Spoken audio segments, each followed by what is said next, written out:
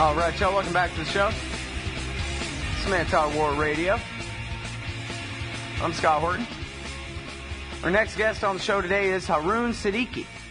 He writes for The Star, and he's got this article called "To Tackle Domestic Terrorism, End Foreign Wars." Why, what could those two things possibly have to do with each other? Welcome to the show. How are you doing? Oh, I'm doing well. Thank you for having me. Well, I appreciate you joining us today. So, doing your part to educate the Canadians, that's good, because they need to understand this blowback theory, too, since they're involved in the NATO war in Afghanistan, right? Yes, they are. We've been there from day one. And how many Canadian soldiers are in the Afghan war right now? 2,500, 150 have died so far, but we have had different manifestations of Canada's involvement. Right after 2001, when the Americans went in, Canada went in with the Americans, but we were mostly concentrated in Kabul. But from 2006 onwards, we took over the Kandahar region, which is where we have been very busy, and that's where we are. And according to a parliamentary vote, our mission ends in July next year. So that's where things stand as far as Canada is concerned. Mm-hmm. All right, so I guess you're making the claim in here, or I'll go ahead and let you make it. What was the motivation? There have been some attempted terrorist attacks, some bogus and maybe some real in Canada since then. Is it radical Islam, or is it perhaps the Canadian intervention in Afghanistan that motivates these people? No, you see, there have been 4 well-known cases in Canada of attempted terrorism. And in 3 of those cases, people have been charged, people have been convicted, or they have pleaded guilty. So the charges were not trumped up; they were for real. The threat of terrorism was for real. What we have had now is the latest, which is the 4th case, which is just proceeding. 3 people have been charged, and 3 others may be involved. And all 4 cases, the why of it is very important, because all 4 cases, the individuals involved, for their own twisted logic, said they wanted to get Canada out of Afghanistan, so they took to these illegal, violent ways of overturning a Democratic Party's decision. So one clearly says that these are unacceptable. That goes without saying. Anyone who wants to think of doing things violently must be charged, must be marched off to jail. And the last point that needs to be made is that no democratic society can be held hostage by terrorists into changing its foreign policy. All of that sort of is a statement of the obvious. What next? The point that I raised is that is all true, but at the same time, if all 4 cases have been motivated by Afghanistan, we need to think, what are we doing in Afghanistan, you know? Fact remains that we were there in 2001, as were many NATO nations, and I was one of those that supported that invasion to topple the Taliban, for the simple reason that all the 19 murderers of 9/11 had an address, and that was care of Al-Qaeda, which was care of Taliban, care of Afghanistan. So, but the Taliban and Al-Qaeda were toppled in 2 months. So what have we been doing there since, you know? Then the counter-argument becomes is we are there because we want to bring democracy, we want to uplift the status of women, and so on and so forth. This is the same kind of argument that a lot of colonial powers throughout history have used to say we are there to uplift the wretched local people, you know, teach them the good things of life. Except we are not even doing that very well because the Taliban are controlling what? Half of Afghanistan, 2/3 of Afghanistan, or even 1/3 of Afghanistan. And their writ runs large in many parts of Afghanistan. So we are not even succeeding in doing what we claim to be doing. So we have to rethink the entire mission and say we are failing in our own declared mission. That's my argument, you see. It's funny to see, isn't it? Well, not really funny, but in a way it's ironic. seeing the former British colonies of North America taking up the white man's burden, as the British told themselves they were doing. Yeah, we're slaughtering Pashtuns because we got to teach them about having a parliament and all these things, as though they don't have their own ways of the Loya Jirga or whatever. That wasn't invented by the British. That's their own custom, And you see, Time magazine had a cover some weeks ago where it had this figure of this poor girl whose face had been all disfigured because acid had been thrown by the Taliban and so on. And the premise of the Time magazine cover as well as the entire article was the following. Look what will happen if we leave Afghanistan. This is what will happen. They seem to be disconnected with reality. This is happening when we are there, for God's sake, This incident that they refer to is taking place now. We are there now. So what is the argument here? The people are so disconnected from reality that they don't even think. Well, and I think one of the most important overlooked stories of this whole last year has been the re-rise to power of General Dostum, who is, one of the most throat-slittingest, mass rapists, skin people alive, lunatic warlords in the whole society. He used to work for the KGB, and now he's Hamid Karzai's Secretary of Defense that we're over there propping up in power. He's the guy that did the Afghan massacre in 2001 that Newsweek broke the story where they just machine-gunned and suffocated all those people in trailer beds. True. In fact, you see, because this thing has not worked. My opposition and my criticism and my skepticism is not ideological in any way, shape, or form. As I said, I supported the original mission. But we are not succeeding at what we are saying we want to do, right? We said we want to uplift women, we want to educate the people, we want to free the country of the excesses of the Taliban, but we are not succeeding at any one of those things. And why are we not succeeding? Besides the fact that for whatever reason, and one says this as a friend, sadly, that America has lost the capacity to do anything competently. All we need to do is look at Iraq. Tomorrow the combat mission is supposed to end, and what have we achieved? 4,400 American soldiers dead, God knows how many injured and wounded, not looked after in the United States. 100,000 Iraqi civilians as a minimum dead. We don't have electricity, don't have basic security that we can provide. We have destroyed a civilization. So America seems to have lost the capacity to do good. They are just they always manage to pull defeat from the jaws of victory, which is what they did in Iraq, which is what they did in Afghanistan. And here we now have this whole long argument that it is Islam, it is Muslims, it is jihad. Of course, some of it is jihad, some of it is misguided nonsense about Islam. But why don't we look at our own actions as to what we have done? Right. Well, I really like the way you said that, there's no reason whatsoever why any Western society, any democracy or anybody anywhere ought to let their foreign policy be dictated to them by terrorists. But, of course, the real question is whether we're doing the right thing in the first place. If we shouldn't be doing it anyway and it gets us attacked by terrorists all the time, well, then maybe we should just stop. Yeah, because is it an accident that all 4 terrorist cases in Canada, unfortunate and horrible as they are, is it an accident that all 4 are motivated by NATO's and Canada's presence in Afghanistan? What are we supposed to do with that? Ignore it? Turn a blind eye to it? Not talk about it? All right, well, hold it right there. We got to go out to this break, but when we come back, we'll talk more about domestic and international terrorism and its true motivations with Haroon Siddiqui from Toronto Star. So Toronto Star, right? Toronto Star. Yeah. Canada's largest city, largest newspaper. There you go. Star.com. This is the Liberty Radio Network, broadcasting the latest liberty-oriented audio content 24 hours a day at LRN.FM. I'm not a cool guy anymore. It's if I ever was before. I took a look at all the signs.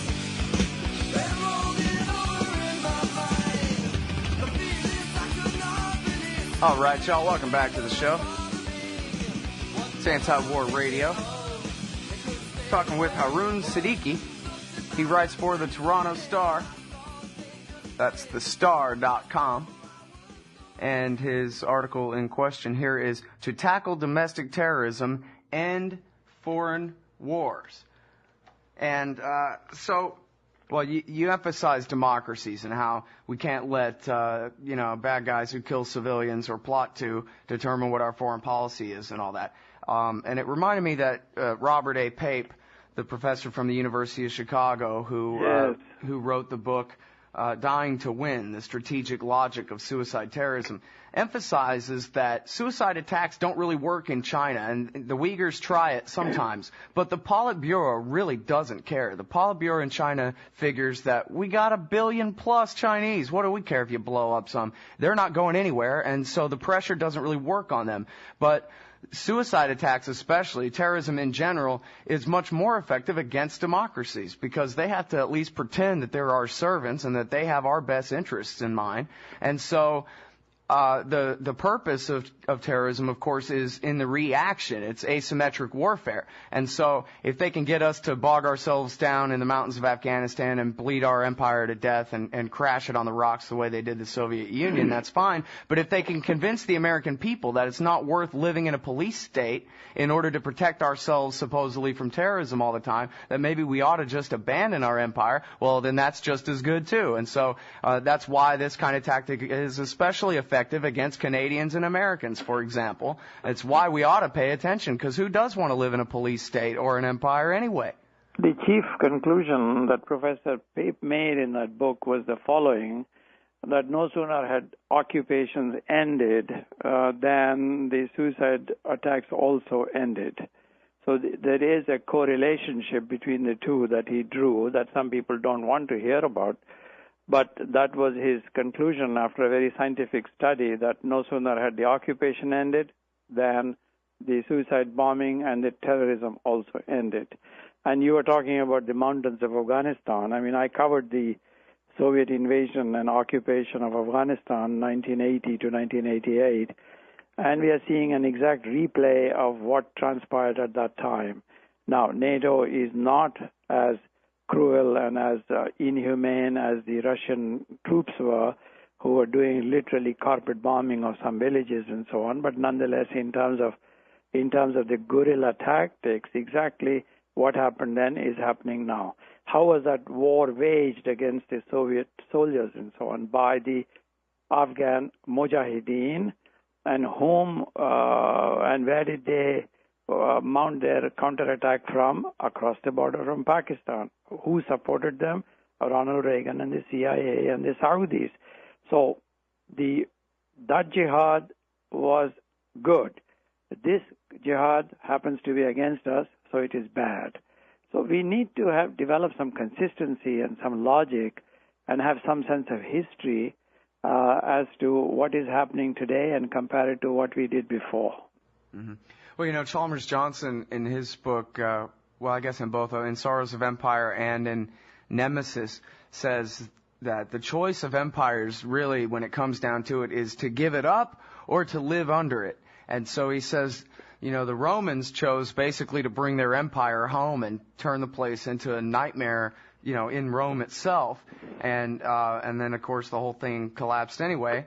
They weren't able to sustain it even with all that force. But the British, Chalmers Johnson says, the British after World War II, they realized that they were basically bankrupt, that they couldn't maintain the empire anymore, and so they just gave it up. They figured they'd rather have their national health care program than an empire, and they rather not have a bunch of, armed thug bobbies enforcing the empire's will at home in order to raise the money to do their dirty business abroad. So this is the choice we face right now. You don't even have to go to such highfalutin ideology and philosophy. Just examine what we have been told, what we were told by George W. Bush, what we are being told by Barack Obama, what we have been told by the Canadian Prime Minister, Mr. Stephen Harper. The central argument has been, we ought to be in Afghanistan because if we are not there, they will come here after us. They'll attack us as terrorists, right? The counter-argument was, they might come here precisely because we are there in their country, occupying that country and causing collateral damage of civilians. What has transpired now is in fact worse. They don't even have to come here. Their sympathizers will do it for them. That's what's happening now. I mean, you don't even have to be ideological about this whole thing. Just follow the common sense. So if we are not there to establish the empire, if we are there to stop terrorism, we have failed. If we are there to uplift the women and bring them democracy and all the good things of life, we have failed. So back to my question, what are we doing there? Well, I don't know. Sure. I mean, the guest, Fred Bronfman, on the show yesterday said it looks to him like we're securing resources for the Chinese. I mean, it's their investments. I have stayed away from all of those theories. We are there for the mineral resources. I mean, even he was saying, in effect, I don't think he was saying that's the purpose of the war or No, whatever, I know. but he was saying, that's what we're doing. Same thing with Iraq. We didn't really invade in order to install the Ayatollah Sistani and Muqtada al-Sadr in power in Baghdad, but we did anyway. Yes.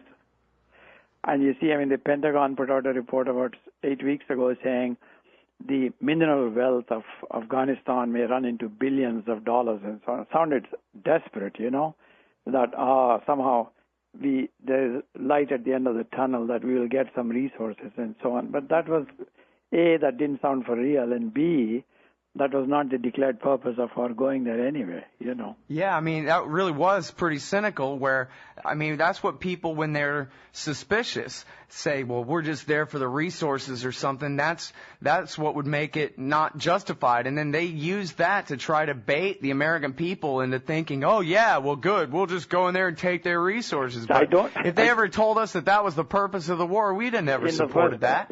I'm not saying that is why they have released this report. I mean, it may be genuine, but just to a casual observer, it seems extremely foolish and quite cynical. Yeah. Well, so what's the political climate like in Canada? Have y'all had enough of this yet? When are you leaving? We are supposed to leave in July next year, and our Prime Minister sensibly has said we will not extend our military mission, combat mission, so we may find some civilian role for Canada in Afghanistan, which is a sensible thing to do if, in fact, something civilian can be done under the circumstances. Back to my original point that we have managed to pull defeat from the jaws of victory, and we have made such a mess of it that, in fact, civilian work is not possible, has not been possible. I mean, your own president, whom I love and supported to a great extent, he said this, along with this military surge, there will be a parallel civilian surge. We are yet to see it, because it's not possible. Because if it's all in mayhem and we are barely holding ground, how can civilians do what they're supposed to do? It's just a total mess. Boggles the mind, actually. Well, sure. And we saw their big, I guess it was McChrystal's mistake to drum up so much media attention to the giant government in a box they were going to deliver to Marja. This was going to be the benchmark, the test case for starting the war all over again with the brand new CNAS coin doctrine, and it's a complete miserable failure. The town was, 20,000 or something, not 80,000 like in the lie, and they still can't even pacify a town of 20,000. You're right. So, I mean, one feels saddened by what has transpired. One doesn't say that with any degree of pleasure. It's just a sad situation. Yeah, well, yeah, of course it is. I'm not so confident about the legitimacy of all these terrorism cases, including the ones in Canada. It seems like there's almost always an informant on the inside that tricks these people into saying something stupid into a microphone or something. But every time we've seen that the line that the informant uses is, look at what Israel's doing in Palestine. Look what America's doing in Iraq and Afghanistan. Look at the oil. Look at the this and the that. They never say, don't you hate freedom? They never say, don't you hate the fact that Western women can vote in primary elections and things like this. They always, the snitches, always use foreign policy as the lure, as though the FBI or the Canadian police give them Michael Scheuer's book and say, here's your talking points. Here's how you recruit someone into anti-Western terrorism. Right.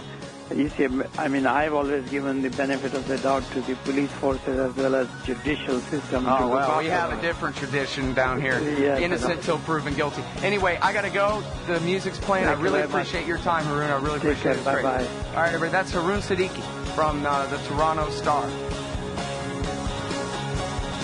This is Anti-War Radio.